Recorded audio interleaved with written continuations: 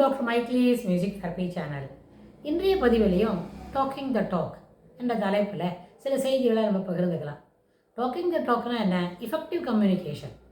எந்த இடத்துல எப்படி பேசணுமோ அதுக்கு தகுந்த மாதிரி நம்மளுடைய பேச்சு வன்மையை, பேச்சு ஆற்றலை வளர்த்து கொள்வது.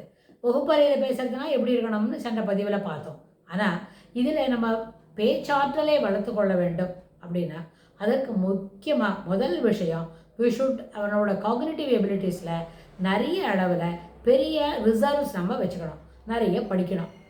எங்கே பேசணுமோ அதுக்கு தகுந்த மாதிரி நம்ம முதல்ல என்ன அந்த செய்திகளை கலெக்ட் பண்ணணும். ரிசர்வ் அப்படி வச்சுக்கணும். ரிசர்வ்னால் என்ன? ஒரு 2 நாளைக்கு வாங்கி வச்சுக்கிறோம் இல்லை சில சாமானெல்லாம், அதுபோல் 2 அக்கேஷனுக்கு பேசுகிறதுக்கு நம்ம செய்திகளை சேகரித்து வச்சுக்கணும். கம்யூனிகேட்டிவ் ஸ்கில்ஸ் அப்படின்னு அதை அந்த கம்யூனிகேஷனை சிறப்பாக சொல்கிறதுக்கு தான் ஸ்கில்லுன்னு சொல்கிறோம். அது என்ன ஸ்கில்? ஒரு நேரத்தில் பேசணும். அது இல்லாமல் சில நேரத்தில் நம்ம சொல்கிற செய்திகளை அசெப்டைனாக சொல்லணும். அதாவது ஏனோ தானோன்னு ஒரு ஃப்ளூயிடாக, அதாவது அது ஒத்துக்க முடியாதபடி சொல்கிறத காட்டலாம். ஆணித்தரமான சில செய்திகளை நம்ம தான் தெரியும் அப்படின்ற அளவுக்கு பேசினா அதில் அது நிறைய அந்த சொல்லக்கூடிய செய்திகள் பெரிய அளவில் சென்று அடையும். நிறைய பேருக்கு அது ஒரு ஸ்புரிக்கிற லெவலில் இருக்கும். அதே மாதிரி பாடி லாங்குவேஜ், நம்ம எப்படி உட்காந்து பேசுகிறோம், எப்படி நின்றுக்கிட்ட சொல்கிறோம், என்ன வீரமாக பேசுகிறோம் அப்படின்றத பொறுத்து தான் அந்த பேச்சு எவ்வளோ தூரம் எடுபடும்னு. இதெல்லாம் ஒரு ஸ்கூல் படிக்கிற லெவலில் பிள்ளைங்களுக்கு பேச்சு போட்டிக்கு சொல்லி கொடுக்குறோன்னு வைங்க. அப்போ செய்து கொடுக்கும்பொழுது, பேச்சு போட்டிக்கு தயார் செய்து கொடுக்கும்பொழுது அந்த சொல்லக்கூடிய கண்டென்ட் தயார் பண்ணி தரோம் இல்லையா, அதில் இருக்கிற செய்திகளோட வேகம் என்ன, அதில் இருக்கிற என்ன கருத்து, அதுக்கு எப்படி பேசணும், எந்த அளவுக்கு உங்களோட முக பாவனைகளை மாற்றிக்கொள்ள வேண்டும் அப்படின்னு நம்ம சொல்லி கொடுக்கறது ஒரு 10 நிமிஷத்துக்கு. பேச்சாற்றல் பள்ளிக்கூடத்தில் ஸ்கூலில் பேச்சு போட்டி இருக்குதுன்னு சொன்னால் மேக்ஸிமம் 12-13 நிமிஷத்துக்கு மேலே பேச வேண்டாம் ஸ்கூல் லெவலில். அப்படின்னா அந்த 15 நிமிஷத்துக்குள்ளே பேசுகிறதுக்கு உங்களோட உணர்ச்சிகளை, உங்களோட வார்த்தைகளை எப்படி காட்டணும், அதுக்கு என்ன உங்களை தயார் பண்ணிக்கணும்னு நம்ம சொல்லி கொடுக்குறோம். பேசுகிறதுக்கு போட்டிக்கு தயார் செய்து கொடுக்குறோம். இது ஒரு ப்ரிப்பரேஷன். ஆனால் இது போல் எல்லா நாளும் எல்லா கான்டெக்ட்லேயும் பேசுகிறதுக்கு நம்ம செய்திகளை தயார் பண்ணி கொடுக்க முடியுமா? வாய்ப்பு இல்லை. வாய்ப்புகள் ரொம்ப குறைவு.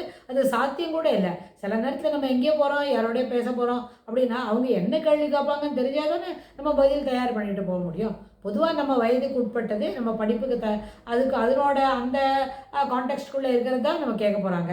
அப்படின்னா என்ன செய்யணும்? நம்ம முதல்லையே நல்லபடியாக நிறைய தயார் பண்ணி வச்சுக்கணும். ஃபார் எக்ஸாம்பிள், நம்மளை ஒருத்தர் பார்த்து நீங்கள் உங்கள் பேர் என்ன அப்படின்னு கேட்பாங்க. நம்மளுக்கு ஏதோ ஒரு பேர் இருக்குது சொல்கிறோன்னு வைங்க. நம்ம பேரை சொல்லணுன்னே அந்த பேருக்கு என்ன பொருள், அந்த பொருள் தகுந்த மாதிரி தான் நீங்கள் இருக்கிறீங்களா அப்படின்னு நம்மளை கேட்பாங்க. அப்போ நம்ம என்ன செய்யணும்? இந்த கேள்விக்கெல்லாம் தயார் பண்ணிட்டு போக முடியுமா? முடியாது. ஆனால் நம்ம ஒரு 10-15 வயசு ஆகும் பொழுதே நம்மளுக்கு என்ன பேர் வச்சுருக்கிறாங்க, அந்த பேருக்கு என்ன பொருள், நம்ம எப்படி இருக்க போகிறோம் அப்படின்னு சிலதெல்லாம் முன்ஜாகிரதையாக ப்ரீ பிளான்டாக எப்போவோ தெரிஞ்சு வச்சுக்கிட்டோம்.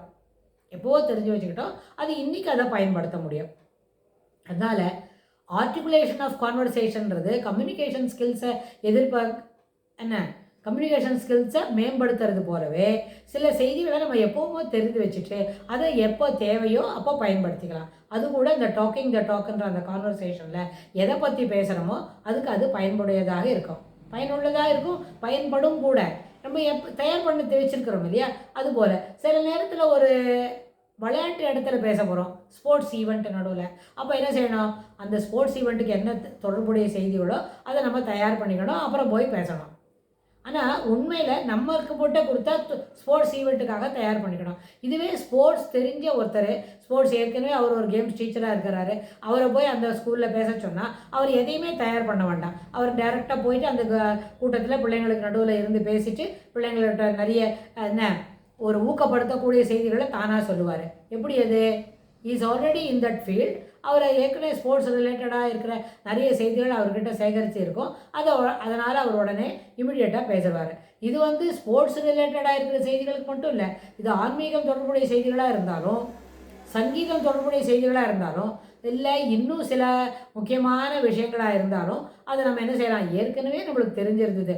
Over the period we have accumulated knowledge into that area, accumulated the reserves.